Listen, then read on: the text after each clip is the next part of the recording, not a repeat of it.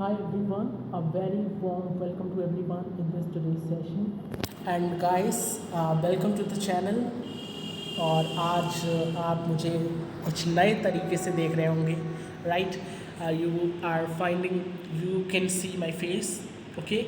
Right now, from now onwards, we are going to have like this types of interactions, okay? Face to face type of interaction in most of the videos, okay? So, what's today's session? Today's session is really important, and this is for NEET examinations as well. Okay, today we are going to see all disorders. Yup, guys, today we are going to see all disorders which is there in your NCERT book of class 11th geology. Okay, which is there in your NCERT class 11th geology. That we are totally done. We are going to totally done with the disorders. Okay, so are you all excited or not? Do tell me in the comment section. Okay, so yeah, let's start and let's go with the entire disorder sessions. Okay, so let's go with our first disorder, which is there in your next chapter, in your second chapter, basically, that is animal kingdom. Okay, and you will find this particular disorder in phylum Archaehelminthes, I think. No, Aschelminthes, which is the family of roundworm, I think. Right? Yep. So in this, you will find this first disease, that is first disorder, which is Wucheria. Okay, Wucheria, you could pronounce this Wucheria as well. Okay, so Wucheria or Eucheria, that is a fragile worm that is that is happened due to flagyl worm, which is the type of a worm, and it causes elephantiasis. Elephantiasis is a disease in which your basically your appendices become very fatty. Okay, they become very broad and very fatty, extremely fatty. Okay, which through which you cannot walk, you cannot like walk properly. So those that problem is known as elephantiasis, which is caused by Wucheria, which is a flagell worm. I hope this thing is clear to you. And let me tell you one more thing. Please write these all disorders in a separate notebook or page, anything you could want, whatever you want. Okay, so that it will be more easier to revise and to learn these disorders separately. What I used to do is I made a separate slots. Basically, I made separate slots through which I used to write these all disorders. Suppose if I talk about botany and geology, so for botany I have another slots in which I have done the total cycles, total graphs in botany. Okay, and for geology I have done suppose diseases, I have done some names, something like this I have already done in those things, so you could do same. Okay, it will be very beneficial at the time of your revision. Okay, so I hope the first disease, that is Wucheria, is clear to you. That is happened due to flagell worm. Okay, and it is cause elephantiasis. Okay, what does it cause? Elephantiasis. So phylum Aschelminthes usually cause these diseases, which is under which the roundworms used to come, right? So I hope the first disease is clear to you. This was of our first chapter, that is the second chapter, animal kingdom. In first chapter we do not have any such disorder or disease. So this was our second chapter. Let's move to the respiratory disorders. Okay, let's go with our respiratory disorders, in which the one is carbon dioxide poisoning. Very important. Carbon dioxide poisoning, what is this? Actually, few of these diseases happened to me as well. I also, not I, basically I would say my parents suffer from this carbon monoxide poisoning once. Okay, that is a different story, I'll tell you later on. Okay, so carbon monoxide poisoning, what does it mean? By the name you can predict that. Suppose the carbon monoxide, it is, you all know carbon dioxide or carbon monoxide, it is having the more it is having very much like high affinity of from our hemoglobin. मतलब ये haemoglobin से, हमारी haemoglobin से काफ़ी ज़्यादा प्यार करती है. It is having that much great affinity from our blood. Okay, carbon dioxide और कार्बन मोनोऑक्साइड दोनों को हमारे ब्लड से, हमारे ब्लड के हीमोग्लोबिन से बहुत प्यार है भाई. ठीक है, तो you have to remember the this thing that it is 200 to 250 times more it is having the more affinity than hemoglobin, in hemoglobin than our oxygen. Okay, मतलब ऑक्सीजन से 200 to 225 टाइम्स ज़्यादा एफिनिटी है इस carbon monoxide में. ठीक है, and it is also a very stable compound.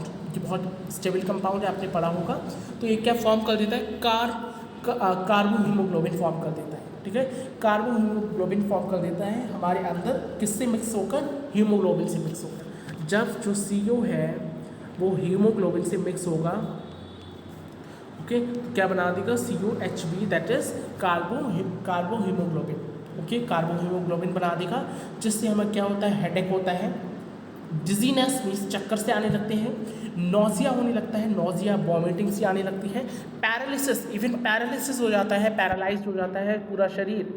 Okay, और अगर ज़्यादा एक्सपोज हो रहे हैं, इसमें कार्बन मोनोऑक्साइड में ज़्यादा एक्सपोजर हमारा हो रहा है, तो it will convert our blood poisonous, venomous, and even we could die. हम मर भी सकते हैं, even death is also possible in this disease. So be careful, never sit under the tree. This is the reason why one should deny or one should refuse to sit under the tree at night or sleep under the tree at night, because at night this tree, they release carbon dioxide, and you all know carbon dioxide, carbon monoxide, these two gases are having the highest affinity. Okay, they love our blood, our hemoglobin, which is not good for us. Okay, what is good for us? Oxygen is good for us. Okay, so I hope the first disease of respiratory organ is clear to you. Next, go with our asthma. It is not asthma, it is asthma. Okay, we always pronounce this asthma. So what is asthma? Asthma is the inflammation in your bronchioles. Okay, in your bronchi or bronchioles. What is bronchi? I have already told you that these structures, these circular bags like structure, which is used to exchange of gases, मतलब oxygen इसमें से अंदर जाएगी, carbon dioxide बाहर जाएगी. तो उसके लिए this is the bag like structure, sack like structure, जिसे हम क्या कहते हैं, ब्रोंकियोल, एल्वोलाई, जिसे हम क्या कहते हैं, alveoli. And the branch of alveoli is known as bronchi और bronchioles. Okay, through which they are attached. So the inflammation, मतलब उनमें जलन होने लगना. इन्फ्लेमेशन का मतलब क्या है, जलन होने लगना. That is your asthma. इसमें क्या होता है, सिम्टम्स क्या होते हैं, difficulty in breathing, that cause wheezing. Okay, क्या कहते हैं, विजिंग. विजिंग का मतलब होता है जैसे विसल होती है ना, विसल सीटी होती है ना, उसी की तरह आवाज़ आएगी. जब आप सांस लेंगे तो एक साउंड प्रोड्यूस होगी. जनरली क्या होता है, जब हम बाहर सांस मतलब करते हैं, जब मतलब एक्सपायर करते हैं, बेसिकली जब बाहर सांस फेंकते हैं तो हमारी साउंड आती है ना. जब हम इंस्पायर कर रहे हैं, जब अंदर हम सांस भर रहे हैं तो आवाज़ नहीं आएगी, बाहर सांस भरते हैं तो आवाज़ आती है. बट यहाँ पे क्या होगा, जब आप अंदर सांस भर रहे होगे, जब क्या कर रहे होगे, इंस्पिरेशन कर रहे होगे, अंदर सांस भर रहे होगे, तब ये साउंड प्रोड्यूस होती है. ऐसा लग रहा है कि ऐसा लगता है जैसे कि कोई सीटी बजा रहा हो, इज़न्ट इट, सीटी की तरह, like whistle. That's why it is known as whizzing sound. Okay, so whizzing sound produce होती है. It is type of allergy, very important. एक type की allergy है, and trigger for asthmatic attack like pollen grains, house dust, mites, low temperature. So these all are the, you could say, things through which a person could suffer from asthma. Like किसी को pollen grains से होती है. Okay, pollen attacks आ जाते हैं, pollen grain से allergy होती है. ओके, तो ये सब क्या है, एलर्जेंस है. एलर्जेंस मतलब जिनसे एलर्जी होती है, जिनसे एजमिक अटैक्स आती हैं. हाउस होल्ड डस्ट हो गई, हाउस की डस्ट, जैसे कि my mother more often suffer from house hold dust. जब भी वो मतलब डस्ट सही कर रही होती हैं तो उन्हें इस तरीके से प्रॉब्लम होती है। माइट्स जो इंसेक्ट्स होते हैं, डिफरेंट सेक्ट्स होते हैं, उनसे भी प्रॉब्लम होती है। And low temperature again a very important like a reason why we face or why some people face the asthmatic attacks. Okay, so I hope the asthma is clear to you. Okay, so let's go with our next disease of our respiratory organ, that is we have already like discussed in our previous video, that is emphysema. Okay, emphysema, what is emphysema? It is a chronic disease. Okay, you all know it is a chronic disease, एक chronic disease है। Okay, chronic disease का मतलब क्या होता है कि काफ़ी ज़्यादा फैटल डिजीज़ है ना। क्रोनिक का मतलब होता है कि ये इसमें जनरली इसका कोई क्योर जल्दी नहीं मिलता है। This is a very fatal disease. Major cause इसका क्या है? Cigarette smoking. Okay, major, it is the major cause cigarette smoking, very important. इसमें क्या होता है, आपकी जो एल्वोलाई हैं, जैसे कि मैंने अभी एल्वोलाई आपको बना के दी थी, इस तरीके की एल्वोलाई को, मतलब जो इनरेगुलर एल्वोलाई होती है उन्हें कैसा बना देता है? राउंड बना देता है। राउंड बनाने से क्या मतलब है? देखो, जितना हमारा कर्व रहेगा, एल्वोलाई जितना कर्व रहेगा उतना ज़्यादा सरफेस एरिया इसका इंक्रीज रहेगा। ठीक है, जितना ज़्यादा सरफेस एरिया इसका इंक्रीज रहेगा उतनी ज़्यादा एक्सचेंज ऑफ गैसेज होगी, सीधी सी बात है। ठीक है, स्प्रिंग है, तार है, तार सीधा है। ओके, जो वायर है वो सीधा है, तो उसमें से आप उसे अगर कहीं भी रखेंगे तो ज़्यादा जगह लेगा। ऑब्वियसली आपको एक कवर्ड में आपको तार रखना है, इतना बड़ा कवर्ड है उसमें आपको इतना बड़ा तार रखना है, इतना बड़ा। ठीक है, इतना बड़ा तार इतने बड़े कवर्ड में, सपोज इतना बड़ा कवर्ड है, हाइपोथेटिकल कंडीशन लो, इतना बड़ा कवर्ड है और इतना बड़ा तार रखना है आपको। ठीक है, सॉरी, इतना बड़ा तार रखना है आपको। ठीक है, तो वो तार कैसे आ पाएगा? एक आइडिया है, उसको आप क्वेल्ट कर दो, उसको आप राउंड कर दो, क्वेल्ट कर दो उसको, है ना। जब आप उसे क्वेल्ट कर देंगे तो वो छोटा हो जाएगा, सीधी सी बात है। और जब इतने बड़े कवर्ड में वो इतना छोटा क्वेल्ट हो जाएगा, मतलब उसका सरफेस एरिया क्या हो जाएगा? सरफेस एरिया क्या हो जाएगा? डिक्रीज हो जाएगा। सरफेस एरिया डिक्रीज हो जाएगा तो क्या हो जाएगा? स्पेस वो कम लेगा। ठीक है, तो इतने बड़े कवर्ड में हम इतना बड़ा तार जो कि हमने क्वेल करके रखा है उसे रख सकते हैं, क्योंकि अब हमारा सरफेस एरिया डिक्रीज हो गया है। ठीक है, सो दिस इज एम्फाइसीमा। इसमें क्या होता है कि जो हमारी एल्वोलाई होती हैं, जो कि इनरेगुलर शेप होती हैं, क्यों होती है? जिससे कि सरफेस एरिया ज़्यादा बढ़ सके और ज़्यादा एक्सचेंज ऑफ गैसेज हो सके, उसे राउंड कर देता है, जिससे कि सरफेस एरिया कम हो जाता है, और कम हो जाता है तो कम हमारा क्या होने लगता है? एक्सचेंज ऑफ गैसेज होने लगता है, जिसकी वजह से क्या होता है? जिसकी वजह से हमें पैनिक अटैक्स होने लगते हैं, शॉर्टनिंग ऑफ ब्रीदिंग होने लगती है, कई सारी प्रॉब्लम्स होने लगती हैं। तो ये जनरली इसका मेन कॉज क्या है? Cigarette smoking. जो लोग सिगरेट स्मोक करते हैं उनके अंदर एक तार प्रोडक्ट बन जाता है, वो हमारा डिफरेंट प्रोडक्ट है। मतलब मैंने ऑलरेडी आपको ये पूरा बता रखा है बेसिकली। ओके, कि किस तरीके से ये कॉज होता है। ठीक है, तो उससे हमारा क्या हो जाता है? वो तार जब हमारे एल्वोलाई पे कनेक्ट हो जाता है तो उस एल्वोलाई को डैमेज कर देता है। समझ आ रही है? So this is emphysema. Next, अब कुछ और डिजीजेस, कुछ और रेस्पिरेटरी डिजीजेस देख लेते हैं जो कि सर्टेन प्रोडक्ट्स से सर्टेन लोगों को होती हैं। अभी तक एम्फाइसीमा कैसे हो रही थी? This is a chronic disease, मतलब आप जब this is a chronic disease, और जब आप सिगरेट पियेंगे तभी आपको ये डिजीज़ होगी, बट अगर आप सिगरेट नहीं पियेंगे तो आपको ये डिजीज़ नहीं होगी। पर कुछ लोगों को नेचुरली एलर्जीज़ होने लगती हैं। Basically these are the allergies, ये कुछ नेचुरली एलर्जीज़ होने लगती हैं कुछ सब्सटेंसेस से। जैसे कि अगर हम बात करें तो first is asbestosis. Asbestosis is the allergy which cause in cement factory. Generally cement factory में होती है। किस, इसे क्या कहते हैं? एस्बेस्टोस से। ओके, एस्बेस्टोस मतलब सीमेंट से होती है। जनरली वो लोग जो सीमेंट से एलर्जिक हैं, जिन्हें सीमेंट से एलर्जिक अटैक्स आने लगते हैं, उन्हें हम क्या बोलते हैं? एस्बेस्टोसिस। सिलिकोसिस, नाम से समझ आ रहा है कि सिलिका डस्ट जो होती है हमारे पास, सिलिका डस्ट का मतलब है सीमेंट, रेत, जिसे हम रेत कहते हैं। समझ आ रहा है? उस रेत से अगर कोई प्रॉब्लम हो रही है तो वो हमारी क्या हो जाएगी? Silicosis.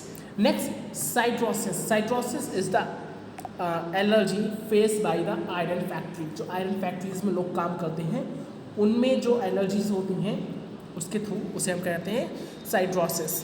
Okay, Anthrus, anthracite. Okay, I hope I'm pronouncing it correct. Anthracite. Anthracite is the coal. It is the allergy due to coal factory. मतलब coal factories में ज़्यादा allergies होती हैं. Okay, and bicyanosis is the cotton factory. It is the allergy faced in the cotton factories. So यहाँ पे क्या बताया गया कि different factories में कुछ लोगों को different allergies होती है, उनके बारे में यहाँ पे बात की गई है. ओके, सो ये कुछ ऑक्यूपेशनल रेस्पिरेटरी डिजीजेस थी जो ऑक्यूपेशन करने से, काम करने से होती हैं जनरली लोगों को. ठीक है, I hope this is clear to you. So अब हम बढ़ते हैं ब्लड सेल्स डिसऑर्डर्स पे. अब हम अपने सर्कुलेटरी सिस्टम्स के डिसऑर्डर देखने वाले हैं. ओके, सो इसमें सबसे पहला डिसऑर्डर आपको क्या आता है? राउलेक्स. ओके, राउलेक्स. ओके, राउलेक्स कुछ नहीं होता है. इसमें जब आपके ब्लड सेल्स जो आरबीसीज होती हैं, इरेथ्रोसाइट्स जो होती हैं, वो जब पाइलअप हो जाती हैं इस तरीके से, ओके, इस तरीके से पाइलअप हो जाती हैं, तो ये डिजीज़ हो जाती है. इसमें क्या होगा? इसमें piling up of RBCs in slow moving और रेस्टिंग ब्लड. इससे क्या होगा? जब ये इस तरीके से पाइल बना लेंगी, इस तरीके से स्ट्रक्चर बना लेंगी, तो ऑब्वियसली हमारी जो आर्टरीज हैं, जो हमारी वेन्स है, के वेन्स और आर्टरीज हैं, उनमें ब्लड बेसिकली जमना शुरू हो जाएगा. ब्लड आगे जा ही नहीं पाएगी, ब्लॉक कर देंगी हमारी आर्टरीज और उसको. तो ये होता है राउलेक्स. ओके, दिस इज राउलेक्स, जिसमें हमारी आरबीसीज को क्या कर लेती है? पाइल अप हो जाती है, स्टैक्स बना लेती है. ठीक है, नेक्स्ट हमारा क्या होता है? पॉलीसाइथेमा.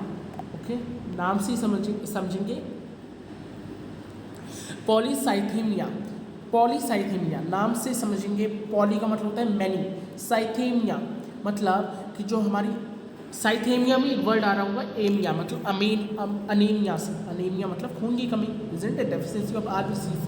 अब पॉली का मतलब है मैनी, साइथेमिया मतलब आरबीसीज. जब आरबीसीज का नंबर इंक्रीज हो जाता है, ओके, मतलब बहुत तेज़ी से नहीं इंक्रीज हो रहा है, हो रहा है इंक्रीज. बेसिकली एक सर्टेन लिमिट से इंक्रीज हो रहा है, बहुत तेज़ी से नहीं हो रहा है. ओके, एक सर्टेन लिमिट से जब आरबीसीज का नंबर इंक्रीज हो जाता है तो उसे हम क्या कहते हैं? Polycythemia. Okay, so these are the two red blood cells diseases. The one is rouleaux, जिसमें पाइलिंग अप हो जाता है आरबीसीज का, ओके, रेड ब्लड सेल्स का, इरेथ्रोसाइट्स का, और पॉलीसाइथेमिया का मतलब जिसमें इरेथ्रोसाइट्स का नंबर इंक्रीज हो जाता है. ठीक है, so I hope these two things are clear to you. अब हम आते हैं हमारी नेक्स्ट डिजीजेस पे, जो कि किससे लाइक एसोसिएटेड है? हमारे लीकोसाइट से, that is our WBCs, white blood cells. First is leukocytosis. Leuco मतलब, ल्यूको का मतलब ही ये होता है, देखो इधर समझिए एक बात. जब भी इस तरीके का इरिथ्र, ओके, ETH, इरिथ्रो, इस तरीके का, सॉरी, इरिथ्रो इस तरीके का वर्ड आ रहा है, इसका मतलब क्या होगा? रेड. ओके, जब भी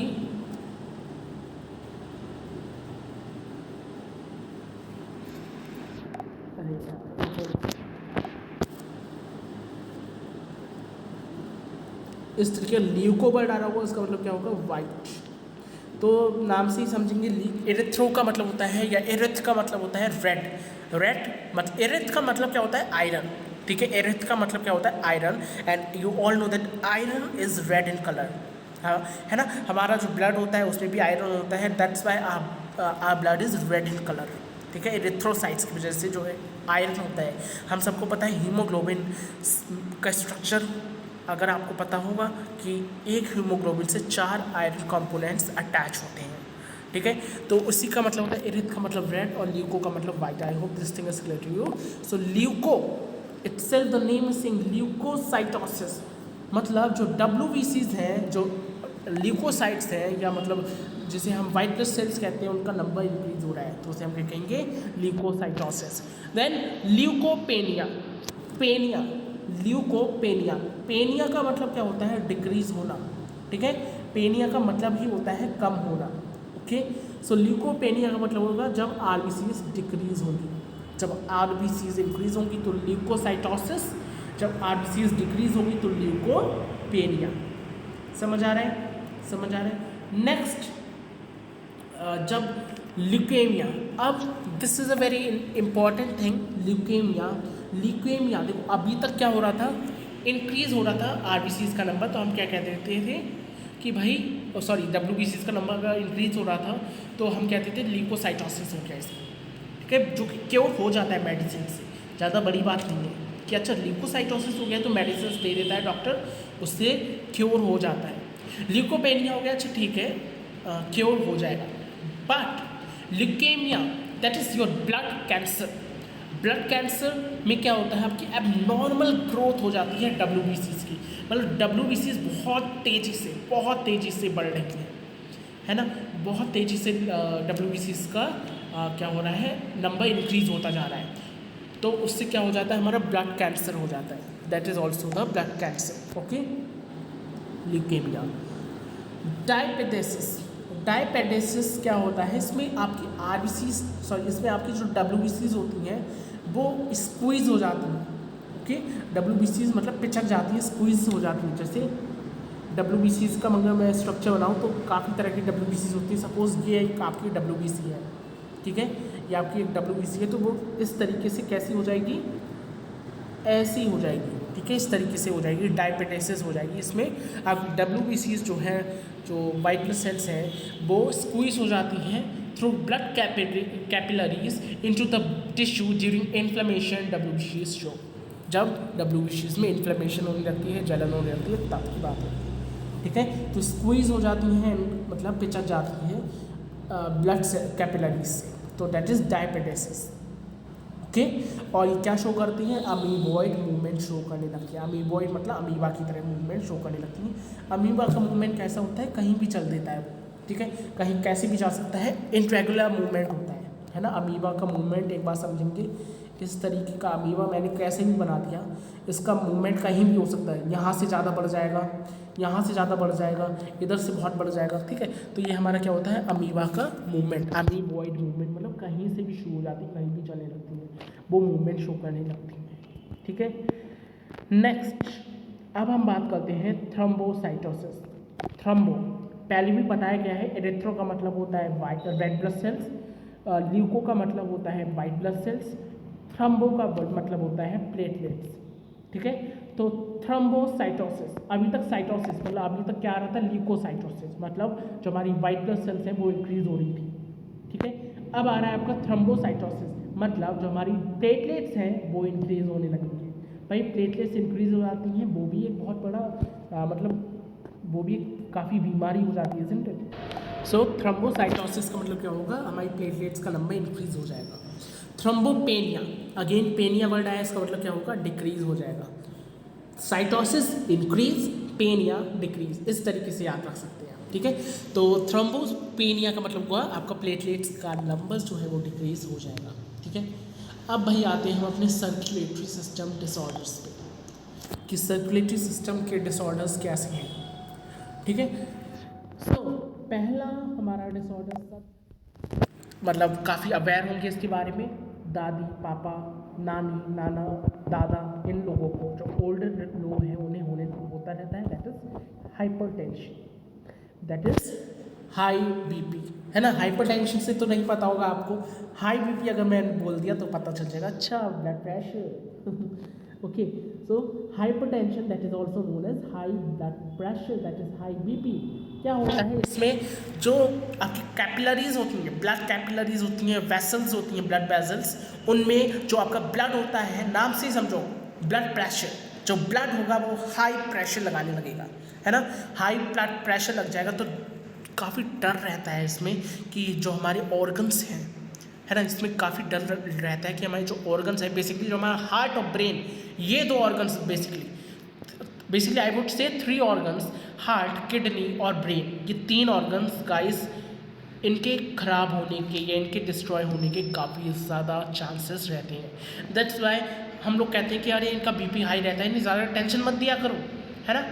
तो यही बात है कि हाइपरटेंशन का मतलब क्या होता है कि हमारे जो ब्लड वेसल्स हैं उनमें ब्लड जो है वो काफ़ी हाई प्रेशर एक्सर्ट करता है, काफ़ी हाई प्रेशर लगाता है। So blood pressure it is the pressure exerted by the blood on the walls of vessels.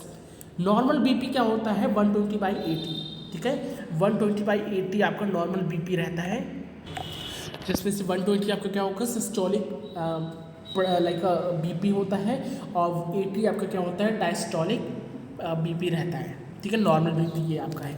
But high BP कैसा होगा 120/9, मतलब आपका सिस्टोलिक इंक्रीज हो गया एकदम से और डायस्टोलिक डिक्रीज हो गया, तो इसमें क्या होगा आपका हाइपरटेंशन या हाई ब्लड प्रेशर हो जाएगा। ओके, सो इसमें काफ़ी ज़्यादा चांसेस होते हैं कि आपको हार्ट की डिजीजेस, आपको ब्रेन की डिजीजेस, आपको किडनी की डिजीजेस हो जाए। ओके, तो ये काफ़ी ज़्यादा चांसेस होते हैं कि आपका ये चीज़ें, ये ऑर्गन्स जो हैं, जो कि वाइटल ऑर्गन से ही ख़राब होने के चांसेस काफ़ी रहते हैं, ठीक है, तो आप इस चीज़ को याद रखेंगे। नेक्स्ट हम बढ़ते हैं अथीरोस्क्लेरोसिस। पहले भी बताया गया आपको, मैंने पहले ही बताया है कि जब बेसिकली फैट, कोलेस्ट्रॉल, आपके जितने भी कैल्शियम है, आयंस है, कैल्शियम हो गया, फाइब्रस टिश्यूज़ हो गए, ये सारे जब आपके ब्लड वेसल्स में, sorry not even blood vessels, जो आपके हार्ट की आर्टरीज होती हैं, आर्टरीज में भी जो आपके हार्ट की कोरोनरी आर्टरीज होती हैं, के आर्टरीज में भी जो कि आपके हार्ट की कोरोनरी आर्टरीज होती हैं, उनमें जब डिपोजिशन हो जाता है तो क्या बन जाता है, एक प्लैक बन जाता है। ओके, इस तरीके का प्लैक बन जाता है, जिससे क्या होने के चांसेस रहते हैं, हार्ट अटैक। पूरा एक सीरीज़ मैंने आपको बताया हुआ है इसका, है ना। तो अथीरोस्क्लेरोसिस सिंपल एक वही प्रोसेस है जिसमें आपका fat, cholesterol, calcium level increase हो जाता है, उसका डिपोजिशन होने लगता है आपकी कोरोनरी आर्टरीज में, जिसकी वजह से आपका प्लैक बन जाता है और जिसकी वजह से ल्यूमेन का साइज जो है बेटा वो छोटा हो जाता है, ठीक है, ब्लड वेसल्स में। तो दिस इज़ योर अथीरोस्क्लेरोसिस। इस चीज़ को याद रखेंगे, एक डायग्राम के थ्रू मैं आपको बता भी देता हूँ। ओके, सपोज ये आपकी कोरोनरी आर्टरीज, यहाँ पे मैं कोरोनरी आर्टरीज ले रहा हूँ, ठीक है, क्योंकि हमारी जो आर्टरीज होती हैं, जो हमारी बेसिकली आर्टरीज होती हैं, जैसे हमारी superior and inferior vena cava और बाकी सारी जो आर्टरीज होती हैं वो बहुत ज़्यादा थिक होती हैं, उनमें ये प्लेग जल्दी जमा नहीं हो सकता। It is impossible, nearly impossible, मतलब not even impossible, nearly impossible है कि उसमें प्लेग जमा हो जाए।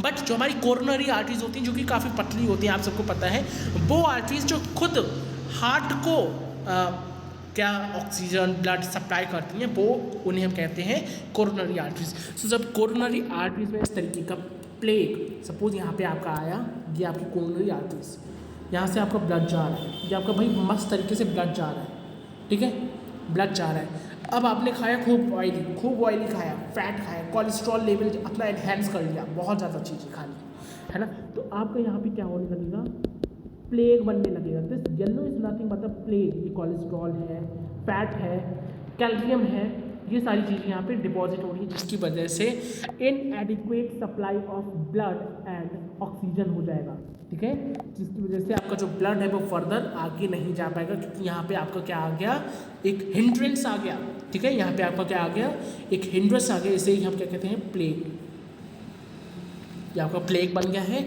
ठीक है, यहाँ पे हिंड्रेंस आ गया, जिसकी वजह से they will be इनएडिक्वेट supply of oxygen and blood. इनएडिक्वेट supply of oxygen मतलब हाइपोक्सिया हो जाता है, ठीक है, हाइपोक्सिया हो जाता है, तो दे विल बी, आपकी जो ऑर्गन है, बेसिकली जो आपका हार्ट है, जो पंप कर रहा था just because of blood and oxygen, वो आपका पंप नहीं करता है, पंप करना बंद कर देता है, और इसलिए आपको क्या हो जाता है भाई, क्या हो जाता है, हार्ट अटैक, जिसे हम क्या कहते हैं, जिसे हम और क्या कहते हैं, myocardial infection. Okay, myocardial infection हो जाता है, ठीक है। तभी जब सीपीआर लोग देते हैं, सीपीआर क्यों देते हैं, जिससे कि सीपीआर कभी आपने लोगों को देते हुए देखा होगा, तो वो जल्दी से, बहुत जल्दी प्रेशर लगा रहे हैं, जिससे कि ये जो प्लेग है वो जल्दी से टूट सके, प्लेग जो है वो जल्दी से टूट सके, आगे सप्लाई हो सके, किसका, ऑक्सीजन और ब्लड का, जिससे कि इंसान के अंदर दोबारा जीने की कंडीशन हो सके। समझ आया, दिस इज अथीरोस्क्लेरोसिस। मैंने काफ़ी अच्छे से आपको बताया है, इसका जो ल्यूमेन होता है ब्लड वेसल्स का, वो नैरो हो जाता है just because of cholesterol, calcium and fat और अदर जो प्रोडक्ट्स होती हैं उनकी वजह से। नेक्स्ट आता है आपका coronary artery disease, that is CAD, जिसे हम CAD भी कहते हैं। ये अथीरोस्क्लेरोसिस की वजह से ही होता है। इसी का मतलब ये जो अथीरोस्क्लेरोसिस है कि जब बार बार जमा हो रहा है, बार बार आपको हार्ट अटैक आ रहा है, ठीक है, तो आपको कोरोनरी आर्टरी डिजीज हो जाएगा, दैट इज CAD हो जाएगा, जिसकी वजह से आपको क्या हो जाएगा, जो आपका ब्लड की सप्लाई है हार्ट मसल्स को वो बंद हो जाएगी, ओके, काफ़ी कम हो जाएगी। So it affects the blood vessels that supply blood to heart muscle, मतलब उन ब्लड वेसल्स को अफेक्ट करेगा जो कि आपके हार्ट को, भाई मसल हार्ट को ऑक्सीजन देती है, ठीक है। Next angina pectoris, very important name, again the very important name in your zoology portion. इसमें क्या होता है, इसमें मसल जो है हार्ट की वो डेथ हो जाती है just because इनएडिक्वेट supply of blood, okay, blood की जो है इनएडिक्वेट सप्लाई और जो ऑक्सीजन है उसकी इनएडिक्वेट सप्लाई नहीं हो पाती है। So the enough oxygen is not reaching the cardiac muscle, okay, cardiac muscles में आपकी ऑक्सीजन ज़्यादा नहीं पहुंच पाती है, इनएडिक्वेट सप्लाई हो जाती है, जिसमें acute chest pain radiating to left arm, जो आपका चेस्ट पेन होता है वो हार्ट से, है ना, हार्ट से कहाँ होगा, लेफ्ट आर्म की तरफ, जो आपका लेफ्ट आर्म होगा उसकी तरफ चलता चल जाएगा, ठीक है।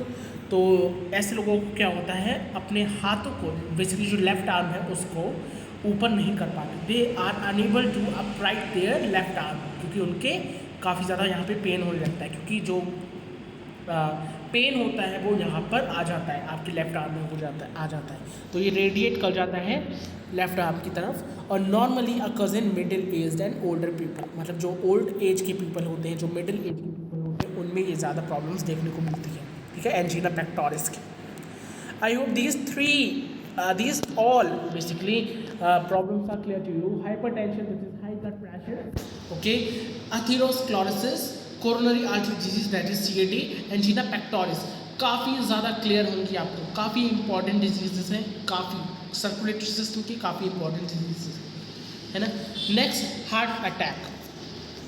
हार्ट अटैक ऑब्वियसली क्या होता है, हार्ट अटैक जब आपकी हार्ट मसल्स जो है वो डैमेज हो जाती है just because of इनएडिक्वेट supply of blood की सप्लाई जो है वो ज़्यादा नहीं हो पाती है, इनएडिक्वेट सप्लाई हो जाती है ब्लड की, तो हमारा क्या हो जाता है, heart attack, that is myocardial infarction, okay, myocardial infarction. अगर ये मायोकार्डियल इन्फॉक्शन ज़्यादा देर के लिए रहा, मतलब डॉक्टर को ट्रीटमेंट नहीं कराया और ये हार्ट अटैक ज़्यादा देर तक के लिए रहा है, इंसान को ज़्यादा देर होश नहीं आया, तो यही कॉज हो जाता है आपका हार्ट फेलियर का। एक दूसरे से सब अटैच है, सब कुछ कनेक्टेड है एक दूसरे से।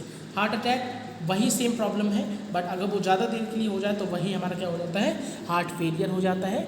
और हार्ट फेलियर के बाद जब आपको पूरी तरीके से भाई आप गायब ही हो चुके हैं, मतलब आपका ख़त्म हो गया सब कुछ, तो वो कार्डियक अरेस्ट हो जाता है, ठीक है। तो heart attack is nothing but the heart muscle is damage supply bye इनएडिक्वेट blood supply, okay. Heart attack क्यों होता है, आपकी जो प्लेट बना हुआ है उसकी वजह से आपकी जो मसल्स हैं हार्ट की, उसमें ब्लड की सप्लाई बहुत ज़्यादा नहीं हो पा रही है, जिसकी वजह से आपका फंक्शन नहीं कर पा रहा है हार्ट, और वो हार्ट अटैक हो जाता है। हार्ट फेलियर क्या होता है, state of heart which when it does not pump the blood effectively और efficiently to meet the body requirement, मतलब जितनी बॉडी को रिक्वायर्ड है, जितने ब्लड की बॉडी को रिक्वायर्ड है उतना अमाउंट ऑफ ब्लड नहीं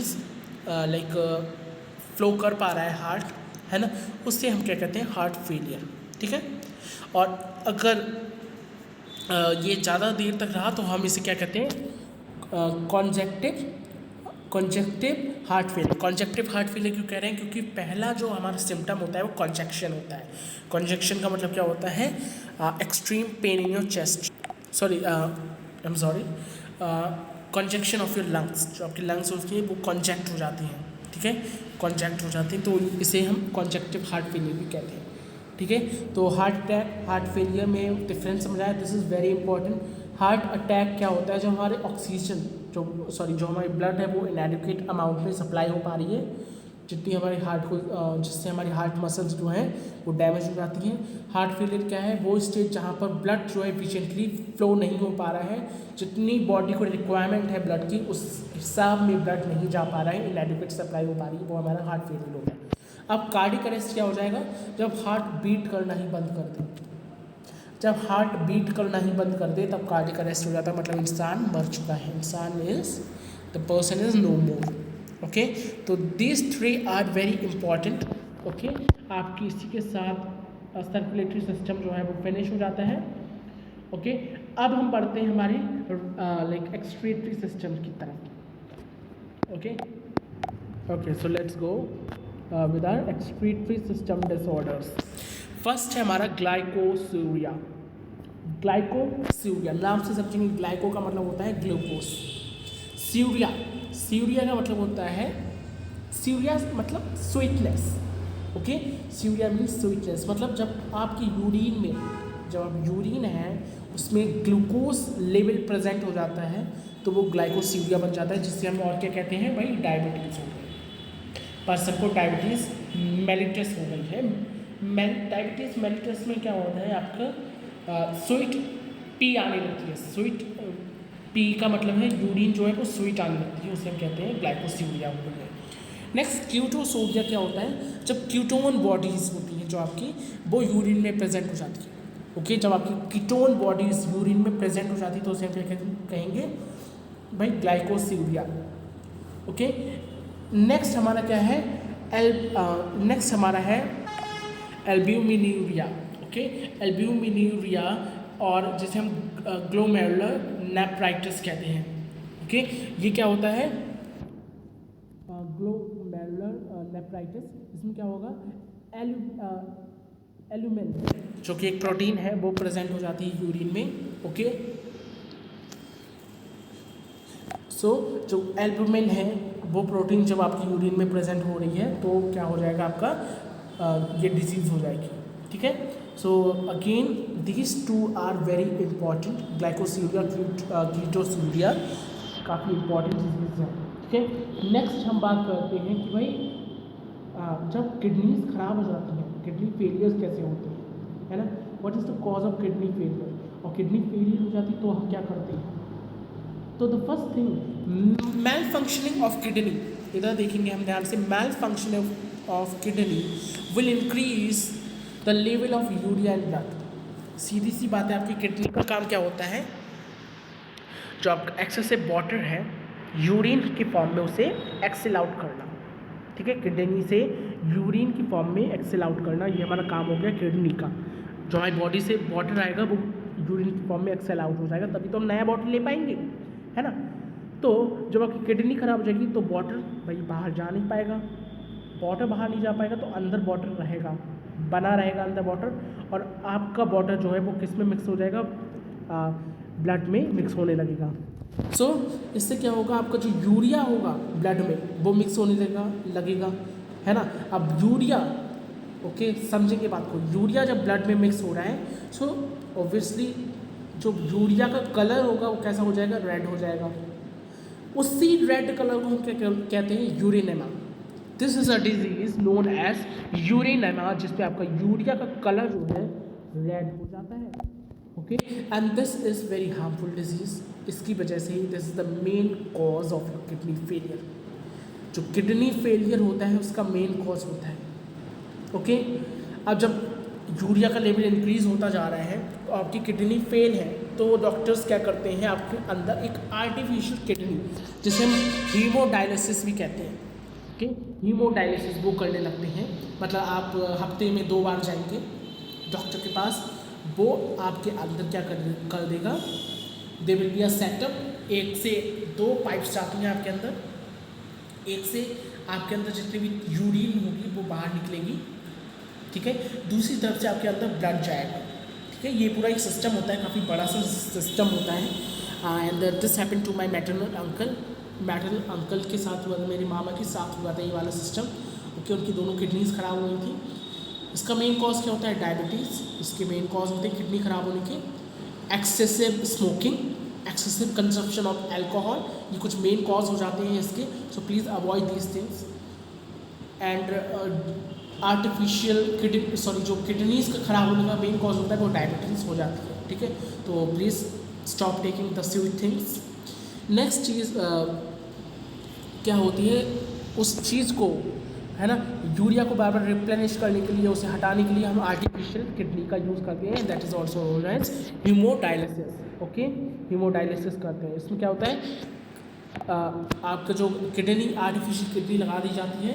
ओके, सो आपकी जो रेडियल है इससे कनेक्ट रहती है। दो बॉक्स होते हैं, एक में आपका फ्रेश वाटर जाता है, जो वाटर है वो जाता है, दूसरे में यूज्ड फ्लूइड जो है, जो आपकी यूरिन है वो जाती है। ठीक है, इस तरीके पूरा एक सिस्टम होता है, पंप होता है, काफ़ी ज़्यादा सिस्टम होता है ये। ओके, सो इसका यही एक सिस्टम होता है, और इसका मेन जो सोल्यूशन है, जो मेन क्योर है वो सिंपल क्या है, आर्टिफिशियल किडनी, सॉरी, जो इसका मेन कॉज है वो क्या, मेन क्योर है वो क्या है इसका, आप नई किडनी लगवा लीजिए। ओके, किडनी को ट्रांसप्लांट करवा लीजिए। Kidney transplantation is the permanent cure, और इसका कोई क्योर नहीं है। Kidney transplant is the permanent cure. ठीक है, इसका यही एक परमानेंट क्योर है।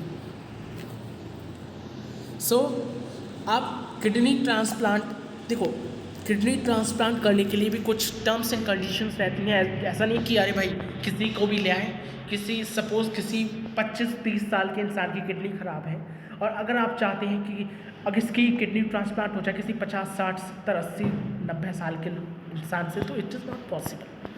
किडनी का शेप, साइज सब सेम होना चाहिए। ओके, तो यही कुछ बातें यहाँ पे दी गई हैं।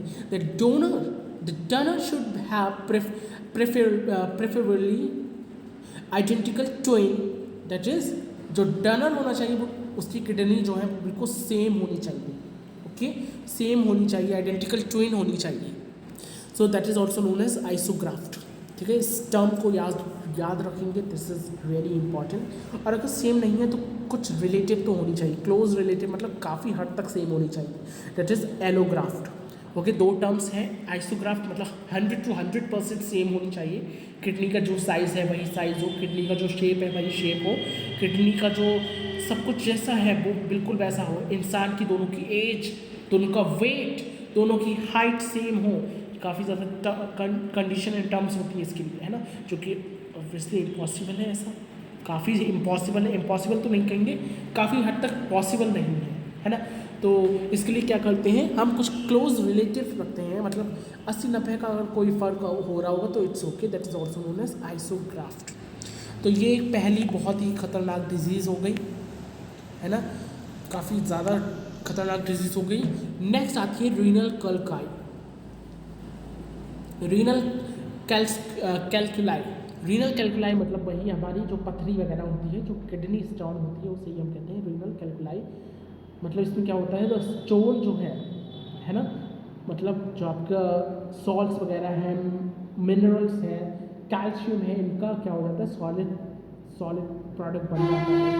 ठीक है, इनका क्या हो जाता है, इनसॉल्युबल मास जो है वो आपकी किडनी में फंस जाता है, which is also known as kidney stone. ठीक है, इट इज़ द स्टोन और insoluble mass of crystallised salts. Okay, I hope this thing is clear to you. Next, let's see the next disorders, that is the disorders of muscular and skeletal systems. So पहला disorder क्या है, मेस्थेनिया gravis. मेस्थेनिया gravis एक auto immune disorder है। Auto immune disorder का मतलब क्या है, मतलब इसमें आपका इम्यून सिस्टम आपका ही दुश्मन बन जाता है। ओके, ऑटो इम्यून मतलब आपके अगेंस्ट ही काम करने लगता है, आपके एंटागोनिस्ट ही काम करने लगता है, उसे हम क्या कहते हैं, ऑटो इम्यून डिसऑर्डर, जो कि काफ़ी खतरनाक है guys, this is very fatal, है ना। इसमें आपका खुद का, आप खुद ही सोचिए भाई, आपका इम्यून सिस्टम आपके ही विरुद्ध काम कर रहा है, आपके ही एंटागोनिस्ट ही काम कर रहा है, तो एक खतरनाक बीमारी हुई ना ये। तो इसमें क्या होता है, इसमें आपके जो कि न्यूरोमस्कुलर जंक्शंस होते हैं, मतलब न्यूरॉन और मस्कुलर में कनेक्ट होने वाले जंक्शंस जो होते हैं, न्यूरॉन हो गया और मसल्स हो गई, दोनों के इसमें एक बहुत रफ डायग्राम आपको बना के दिखाता हूँ। सपोज ये आपका क्या है, ये आपका न्यूरॉन है, न्यूरॉन का लोएस्ट पार्ट है, दैट इज ये आपकी सिम्फेटिक नॉब हो गई। ओके, सिम्फेटिक नॉब हो गई। ओके, और इसी के अंदर छोटे छोटे आपके क्या होते हैं, सिम्फेटिक वेसिकल्स होते हैं, वेसिकल्स। ओके, वेसिकल्स होते हैं इस तरीके से। अब ये जो है, और यहाँ पे आपकी एक मसल हो गई, suppose this is your muscle, ये आपकी मसल हो गई, तो यहाँ से ट्रांसमिशन होने लगता है। ओके, जो हमारी ये वेसिकल्स होते हैं, ओके, इनमें से ACH जो एसिड होता है उसका ट्रांसमिशन हो जाता है इस तरीके से, है ना, उसे ही हम कहते हैं न्यूरोमस्कुलर जंक्शन। तो इसमें क्या होता है, ये न्यूरो मस्कुलर जंक्शन को अफेक्ट करती है, जिसमें क्या होता है, लीडिंग टू फटीग। फटीग का मतलब होता है थकावट होने लगती है, काफ़ी ज़्यादा वीकनेस आने लगती है, और they also happen the paralyse हो जाती है आपकी जो स्केलेटल मसल होती है, आपकी जो मसल होता है, पूरा बॉडी जो होता है वो पैरालाइज हो जाता है। So myasthenia gravis is an autoimmune disorder जो कि अपने ही इम्यूनिटी सिस्टम के एंटागोनिस्टली काम करने लगता है, विरुद्ध काम करने लगता है, न्यूरोमस्कुलर जंक्शंस को काफ़ी हद तक इफेक्ट करता है। इसमें फटीग, इसमें वीकनेस, इसमें paralysis of the body can also happen. Okay, next disease हम देखते हैं मसल डायस्ट्रोफी। ओके, मस्कुलर डिस्ट्रॉफी एक जेनेटिक डिसऑर्डर है, मतलब जीन से आता है ये, मतलब पेरेंट में है तो जनरल, मतलब सीधी सी बात है, प्रोजेनी में भी आ जाएगा, ठीक है, जो इन्फेंट्स है उसमें भी आ जाएगा। And this is a progressive degeneration of skeletal muscle, मतलब जो स्केलेटल मसल है उसमें डीजनरेशन होने लगता है, मतलब वो ख़राब होने लगती है, जो वो अपने आप ही टूटने लगती है, अपने आप ही उनका डीजनरेशन होने लगता है। तो ये हमारा मस्कुलर डायस्ट्रॉफी हो गया। नेक्स्ट आता है टेटनी, जिसे हम हिंदी में टिटनेस भी कहते हैं, है ना, कहते नहीं है अरे लोहा लग गया, टिटनेस का इंजेक्शन लगवा लो। क्या होता है वो, एक रैपिड स्पाज्म का मतलब एक रैपिड कॉन्ट्रैक्शन हो जाता है मसल्स में। क्यों हो जाता है, क्योंकि हमारा जो कैल्शियम का लेवल है वो डिक्रीज़ हो जाता है। ओके, जो कैल्शियम लेवल है बॉडी फ्लूइड्स में वो डिक्रीज़ हो जाता है, तो जब हम उसका इंजेक्शन लगवाते हैं तो उसमें हमारा कैल्शियम लेवल होता है जो कि मतलब प्रोड्यूस करता है हमारे कैल्शियम को, ठीक है। तो दिस इज टिटनेस। नेक्स्ट हमारा आता है गाउट। अब गाउट हिंदी में जिसे हम क्या कहते हैं हिंदी में इसको कहते हैं गठिया की बीमारी, है ना। ये आप अपने अगर नानी दादी जो ओल्ड पीपल हैं उनसे पूछेंगे तो काफ़ी अच्छे से समझ आएगा। इसमें क्या होता है, इसमें आपके जो पैर होते हैं, जो जॉइंट्स होते हैं, आप सबको पता है, जो आपको देखो कि आपके नी बोन्स हो गए। ओके, मैं बहुत रफ डायग्राम बना रहा हूँ, ठीक है। ये आपके जॉइंट होते हैं इससे, ठीक है। अंदर इसका क्या होगा, साइनोवियल फ्लूइड होगा। फिर सीधी सी बात है भाई, साइनोवियल फ्लूइड एक फ्लूइड होता है जो कि इसके अंदर फिल्ड रहता है, ठीक है। साइनोवियल फ्लूइड फिल्ड रहेगा। अब जब इसमें क्या आ जाते हैं आपके, इसके अंदर साइनोवियल फ्लूइड के अंदर यूरिक एसिड के क्रिस्टल्स आ जाते हैं, सो जो इसे क्या नाम है, एक आप कह सकते हैं सॉफ्टनेस, जो क्वेश्चन मतलब एक सॉफ्टनेस प्रोड्यूस कर रहा था, या जिसे आप कह रहे हैं कि इसमें आपको जो सॉफ्टनेस प्रोड्यूस कर रहा था वो उसमें हिंड्रेंस आ जाता है, ठीक है। आपके साइनोवियल फ्लूइड है जो, उसमें हिंड्रेंस आ जाता है। ये तो आपकी बोन है, ये आपके क्या हो जाएंगे, this will be your ligaments, right, ये आपके लिगामेंट्स हो जाएंगे। सो जो हिंड्रेंस आ जाता है due to uric acid crystals, उसे हम क्या कहते हैं, गाउट हो गया। मतलब इसमें क्या होता है, हमारे अकुमुलेशन हो जाता है यूरिक एसिड क्रिस्टल्स का in the synovial cavity of the joints. जो साइनोवियल कैविटी मैंने आपको अभी बताई थी उसमें, ठीक है। तो ये हमारा गाउट हो गया। अब हम आते हैं ऑस्टियोपोरोसिस में। नाम से समझेंगे, देखिए ऑस्टियो या ऑर्थो, ये तो जो वर्ड होते हैं बोन के लिए ही यूज़ होते हैं, ऑस्टियो कह लो या ऑर्थो कह लो। पोरोसिस का मतलब होता है पोर्स हो जाना, पोर्स मतलब उनमें छेद हो जाना, है ना। तो ये इसमें क्या होता है, आपके जो कैल्शियम लेवल है बोन में, जो कैल्शियम है वो रिलीज हो जाती है, मतलब बोन से कैल्शियम ही चली गई यार, है ना। So it is age related का मतलब है कि एज के साथ साथ या कैल्शियम कम होती है, जैसे जैसे एज बढ़ेगी वैसे वैसे आपके हड्डियों में दर्द होगा, बिकॉज कैल्शियम लेवल जो है वो आपके डिक्रीज होती जाएगी, ठीक है। नेक्स्ट आता है आपका बोन का मास जो है वो उसमें कम हो जाता है। कैल्शियम जो है जब वो कम हो जाएगी तो आपकी बोन्स भी पतली हो जाएंगी, पोरस हो जाएंगी। पोरस होने का मतलब है उसमें क्या हो जाएगा, बाउंसी आ जाएगी, बायोसी मतलब आप कह सकते हैं हल्कापन आ जाएगा, ओके। बायोंसी आ जाएगी तो हल्कापन आ जाएगा। इसमें क्या हो जाएगा, increase the chance of bone fraction. Bone fraction जो फ्रैक्चर होता है, बोन फ्रैक्चर होगा यहाँ पे, फ्रैक्शन नहीं फ्रैक्चर। ओके, बोन फ्रैक्चर का, बोन फ्रैक्चर है उसका भी चांस काफ़ी ज़्यादा बढ़ जाता है, क्योंकि बोन जो है वो पोरस हो जाती है, मतलब बायोन्सी आ जाती है उसमें, है ना। तो उसका ऑब्वियसली फ्रैक्चर का मतलब वो भी बढ़ जाएगा। कैसे समझाऊँ, देखो 2 लकड़ी लो, एक गीली लकड़ी लो, एक सूखी लकड़ी लो, बिल्कुल सूखी, एक बिल्कुल गीली लकड़ी लो। गीली लकड़ी को जब आप तोड़ेंगे तो वो जल्दी टूटेगी, जब आप हाथ से तोड़ेंगे उसको जल्दी टूटेगी नहीं टूटेगी। जब आप सूखी लकड़ी लेंगे, है ना, तो वो जब आप तोड़ेंगे तो एकदम से टूट जाएगी। तो सूखी लकड़ी में क्या हुआ, उसमें बायोन्सी आ गई, उसमें हल्कापन आ गया, ठीक है। गीली लकड़ी में क्या है, उसमें अभी भी पानी का वेट है, इसलिए तो इसलिए जो सूखी लकड़ी होगी उसमें काफ़ी ज़्यादा टफ हो जाएगा उसे तोड़ना, ठीक है। इसमें क्या होगा, एस्ट्रोजन का, estrogen is the hormone, estrogen का लेवल भी कम हो जाता है, ठीक है।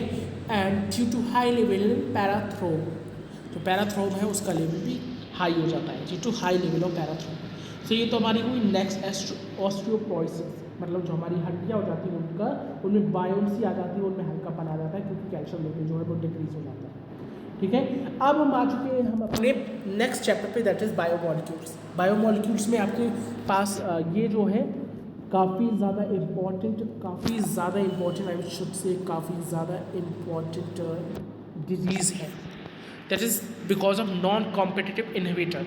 नॉन कॉम्पिटिटिव इनहिबिटर का मतलब है, देखिए बायोमॉलिक्यूल्स में आपके पास 2 टाइप के इनहिबिटर्स होते हैं, एक कॉम्पिटिटिव इनहिबिटर, एक non competitive inhibitor.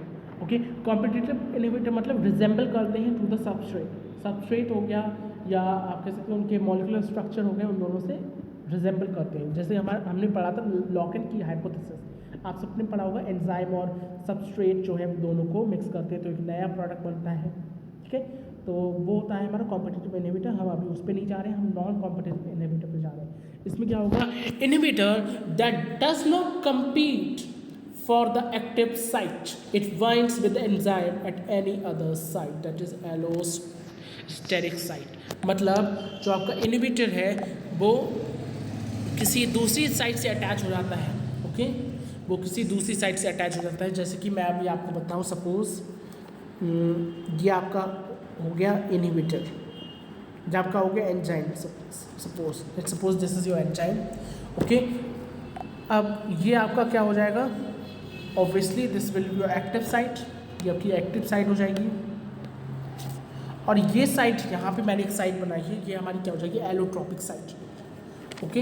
Allosteric type site हो जाएगी, एलोस्टेरिक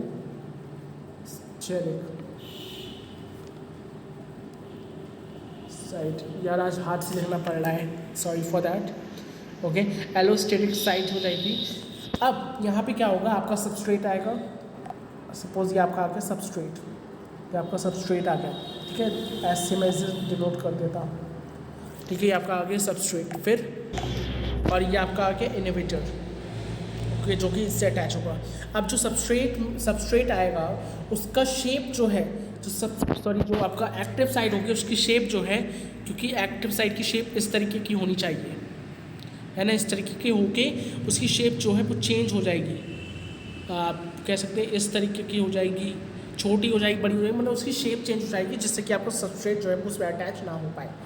जब सबस्ट्रेट उसमें अटैच नहीं होगा तो नया कॉन्फर्मर बन जाएगा, ओके। नेक्स्ट हम देखते हैं एक्रोमेगैली। मैं फिर बता रहा हूँ आपको एक बार फिर से, इससे क्या होता है, ग्रोथ हार्मोन है उसका एक्सेसिव सीक्रेशन हो जाता है, बट कब, एडल्ट एज में, जब आपकी एज एडल्ट होती है, जब मिड एज होती है तब। यही डिफरेंस है एक्रोमेगैली और आपके गाइगेंटिज्म में। गाइगेंटिज्म प्यूबर्टी पे हो जाता है और एक्रोमेगैली मिडिल एज पे हो जाती है। स्पेशली इसमें क्या होगा, आपकी मिडिल एज में होगा, ओके। इससे आपका डिसफिगरमेंट हो जाता है, स्पेशली फेस का। खली का फेस देखा है भाई, खली का फेस देखा है, कितना चौड़ा है ना, कितना चौड़ा है उसके, ये जॉज देखे, जॉज कितने चौड़े हैं। तो इसमें डिसफिगरमेंट हो जाता है स्पेशली फेस में, ओके। इससे क्या होगा, आपका जो बॉडी का, हैंड्स का, फीट का, फेस का, इनका प्रपोर्शन, इनका साइज अब नॉर्मल तरीके से बढ़ेगा, बहुत ज़्यादा तेज़ी से बढ़ेगा, ओके, बोन्स काफ़ी ज़्यादा चौड़ी हो जाती है, वाइड हो जाती है काफ़ी, ओके। और सबसे बड़ी बात तो इसमें पता है क्या है, अर्ली एज पे से डिटेक्ट करना मुश्किल है। क्यों? क्योंकि भाई अर्ली एज ही हमारी जो होती है, जो हमारी अर्ली एज होती है, जो हमारी मिड एज होती है, उसी पे हमारी हाइट बढ़ती है। तो मम्मी पापा को तो ये लगेगा कि भाई हमारा बच्चा बहुत बढ़ रहा है, हमारा बच्चे हाइट में जल्दी से बढ़ रही है, तो मम्मी पापा को ये लगता है। पर अगर हम इसे अनडिटेक्ट करना छोड़ दें, अगर हम इसे डिटेक्ट ही ना कर पाएँ, अगर हम इसे पहचान ना पाएँ कि भाई ये एक्रोमेगैली है, तो एक समय ऐसा आएगा कि बहुत कॉम्प्लिकेशंस आ जाएंगी, और कॉम्प्लिकेशंस आ जाती हैं तो क्या हो जाती है, डेथ हो जाती है, इवन पर्सन की डेथ तक हो सकती है अगर सीवियर कॉम्प्लिकेशंस आ गई, ओके। अगर ऐसी चल रही है ज़िंदगी, ऐसी चल रही है ज़िंदगी, और आपने छोड़ दिया कि अरे हाँ बच्चे की हाइट बढ़ रही है, अरे कितनी अच्छी बात है, अभी तक हाइट बढ़ रही है, तो आपको काफ़ी ज़्यादा कॉम्प्लिकेशंस आ सकती हैं, okay. And even it could cause the death of the person as well, ठीक है। नेक्स्ट आते हैं हम डायबिटीज़ इंसिपिटस पे, ठीक है। सो डायबिटीज़ इंसिपिटस क्या होता है, एंड यहाँ पे एक मिनट एन होगा, ठीक है, डी नहीं है ये,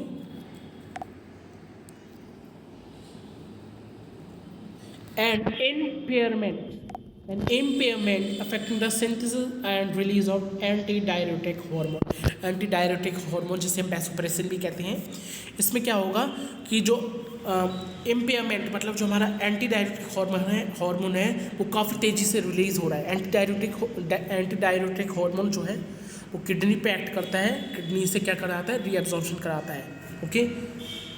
बेसिकली किडनी से क्या कराता है, रीअब्जॉर्प्शन कराता है वाटर और इलेक्ट्रोलाइट्स का, तो उसका काफ़ी तेज़ी से सिंथेसिस हो रहा है, काफ़ी तेज़ी से रिलीज़ होता जा रहा है। तो उससे क्या होगा कि हमारी बॉडी जो है वो जो बेसिकली हमारी जो किडनी है वो वाटर को कंजर्व नहीं कर पाएगी, और इससे वाटर लॉस काफ़ी हद तक होता रहेगा, और हमें क्या हो जाएगी, डिहाइड्रेशन हो जाएगी, ठीक है। तो यही हमारा होता है डायबिटीज़ इंसिपिटस, जिसमें हमें फ्रिक्वेंटली यूरिन आती रहती है, और हमारा जो बेसिकली आप कह सकते हैं यूरिन है, जो वाटर लॉस है वो काफ़ी हद तक होता है।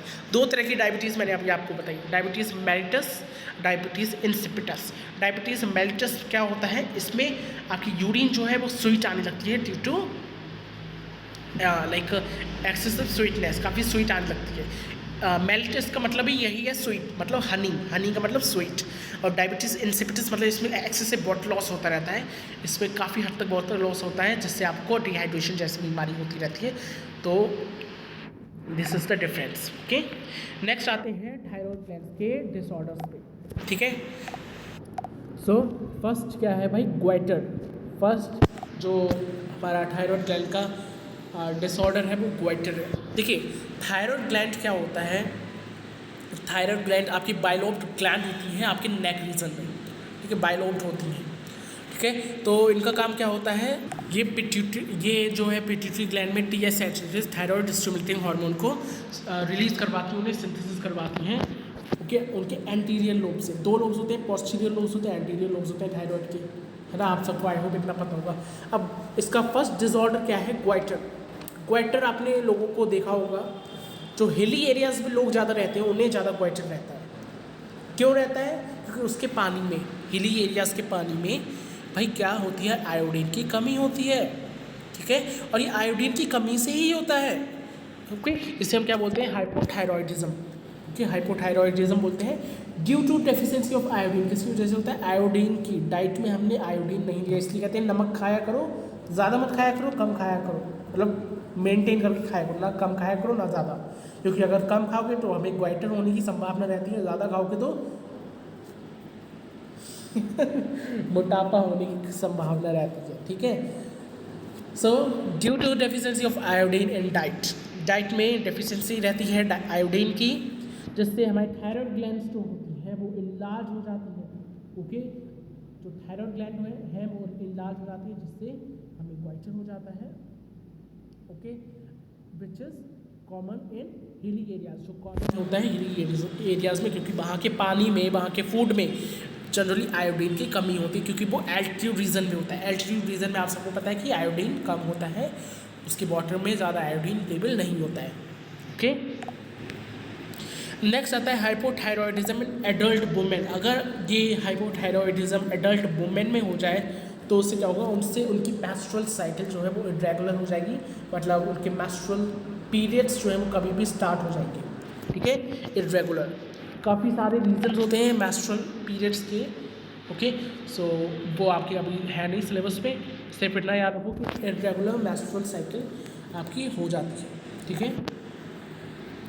नेक्स्ट हाइपरथायरॉयडिज्म, अभी पढ़ा हाइपोथायरॉयडिज्म, अब पढ़ रहे हाइपरथायरॉयडिज्म, मतलब थायराइड हार्मोन का हाइपर सिक्रेशन हो रहा है। इससे क्या हो जाता है, ये क्यों होता है, due to the cancer of the thyroid glands, thyroid gland में कैंसर हो, ओके, इससे क्या होगा, थायराइड ग्लैंड्स में छोटे छोटे गांठें सी हो जाएगी, नोड्यूल्स से हो जाते हैं, ठीक है। So the rate of synthesis and secretion of thyroid hormone increases to an abnormal level, मतलब जो थायराइड हार्मोन का सीक्रेशन होगा, उनका सिंथेसिस होगा, बहुत तेज़ी से बढ़ जाता है, ओके, तो जिससे हमारे क्या हो जाता है, थायराइड कैंसर हो जाता है, ओके, थायराइड ग्लैंड में, और उसमें क्या हो जाता है, नोड्यूल्स जो है वो प्रेजेंट हो जाते हैं, मतलब नोड्यूल्स प्रोड्यूस हो जाते हैं, ठीक है। तो ये हमारा हाइपरथायरॉयडिज्म हो गया, that is hyper secretion of thyroid hormone. I hope आपको समझ आया हुआ इतना, है ना। सो नेक्स्ट इज एक्सपोथैलेमिक क्वाइटर, इसे हम ग्रेव्स डिजीज़ भी कहते हैं, वेरी इंपॉर्टेंट, इस नाम से क्वेश्चन बहुत आता है। ग्रेव डिजीज़ बताओ, ग्रेव डिजीज़ क्या होता है, ऑटो इम्यून डिजीज़ होता है, क्या होता है, इसमें क्या हो जाता है, which of the symptom of grave disease, मतलब ग्रेव डिजीज़ आपको याद रखना है, इसे हम कहते हैं एक्सपोथैलेमिक क्वाइटर, इसका दूसरा नाम है grave disease, very important. Autoimmune disorder है, जैसे कि मैंने बताया, अपने ही इम्यूनिटी के अगेंस्ट एंटागोनिस्टली काम करने लगता है, इससे थायराइड ग्लैंड इंक्रीज हो जाती है, आई बॉल्स प्रोट्रूज हो जाती है, प्रोट्रूशन ऑफ आई बॉल्स, मतलब आई बॉल्स बहुत बड़ी बड़ी हो जाती है, बाहर निकलने लगती है, ऐसा लगता है आंखें बाहर गिर जाएंगी, जो आई बॉल्स है वो बाहर गिर जाएंगी, और वेट का लॉस हो जाता है। These are the symptoms. Next है थायरोइड कैल्सिटोनिन, थायरोकैल्सिटोनिन, जिसे हम कैल्सिटोनिन भी कहते हैं, ये क्या होता है, ये रिलीज़ होता है जब ब्लड कैल्शियम जो है वो काफ़ी इंक्रीज़ हो रहा है, ओके, तो ब्लड कैल्शियम लेवल इंक्रीज़ हो रहा था तब ये रिलीज़ होता है, and it is antagonistic to the parathyroid hormone, ये पैराथायरॉयड हार्मोन के एंटागोनिस्टली काम करता है, उसके अगेंस्ट काम करता है, ठीक है। पैराथायरॉयड हार्मोन क्या होता है, ये बेसिकली आपकी जो थायराइड ग्लैंड होती है उसके बैक साइड में प्रेजेंट होता है, फोर स्ट्रक्चर होते हैं, फोर टाइप के, ठीक है, तो ये एंटागोनिस्टली काम करता है to the parathyroid hormone, okay.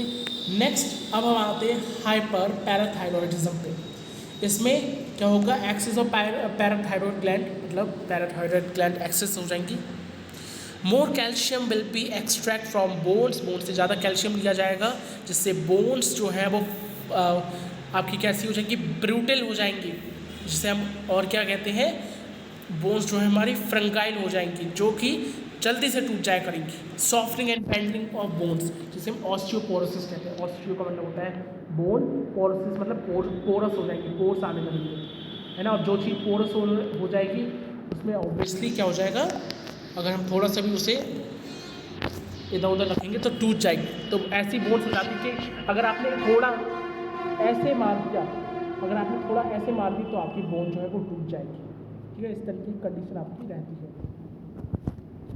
ये हो गया हमारा हाइपर पैराथायरॉयडिज्म।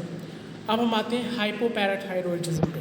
हाइपोपैराथायरॉयडिज्म क्या होता है, डेफिशिएंसी ऑफ पीटीएच, मतलब पीटीएच की डेफिशिएंसी हो जाती है, दैट इज पैराथायरॉयड ग्लैंड की डेफिशिएंसी हो जाती है, ओके, पीटीएच मतलब पैराथायरॉयड ग्लैंड, जिससे आपकी कैल्शियम लेवल जो है वो डिक्रीज हो जाती है, काफ़ी कम आपकी कैल्शियम लेवल जो है वो हो जाती है, ठीक है। अब एक कंडीशन आपकी आती है दिस वन, हाँ, हाइपोकैल्सिनेमिक टैटरिंग, ये क्या होगा, इसमें सस्टेन कॉन्ट्रैक्शन ऑफ मसल का सस्टेन कॉन्ट्रैक्शन हो जाता है, एकदम से कॉन्ट्रैक्ट हो जाती है, उसे कहते हैं हाइपोकैल्सिमिक टैटरिंग, ठीक है, ये चीज़ भी आप याद रखेंगे। अब हम देखते हैं डिसऑर्डर ऑफ सेक्स कॉर्टिकोइड्स, जो सेक्स कॉर्टिकोइड्स हैं, ओके, उनका disorder. The first is Addison's disease, इसमें क्या होगा, under production of corticoids by adrenal cortex, आपको पता है एड्रिनल कॉर्टेक्स जो है वो कॉर्टिकोइड्स हार्मोन को रिलीज़ करती है, दो पार्ट होते हैं एड्रिनल ग्लैंड के, adrenal medulla, adrenal cortex, okay, तो एड्रिनल कॉर्टेक्स जो पॉइंट होता है वो प्रोड्यूस करता है कॉर्टिकोइड्स का, तो जब अंडर प्रोडक्शन होने लगे, मतलब कम प्रोडक्शन होने लगे, तब वो हो जाता है क्या हमारा Addison's disease. Okay, so there is a under production of cortisoid hormone and adrenal cortex. Okay, next. Okay, तो ये हमारा लास्ट डिजीज़ था। ओके, इसी के साथ हमारे डिजीज़ जो हैं वो पूरे कंप्लीट हो गए हैं। ओके, पूरे डिजीज़ हमने कंप्लीट कर लिया। आई होप आपको डिजीज़ जो हैं वो क्लियर होंगी। So that's it. If you love this video then don't forget to give this video big thumbs up, subscribe the channel, press the bell icon. Bye guys, thank you guys, bye everyone. अच्छे से पढ़िएगा और याद रखना है disease को। ऐसा नहीं है कि भाई मैंने बना दी तो आप भूल जाएंगे। No, you have to remember all the diseases. So that's it, bye guys.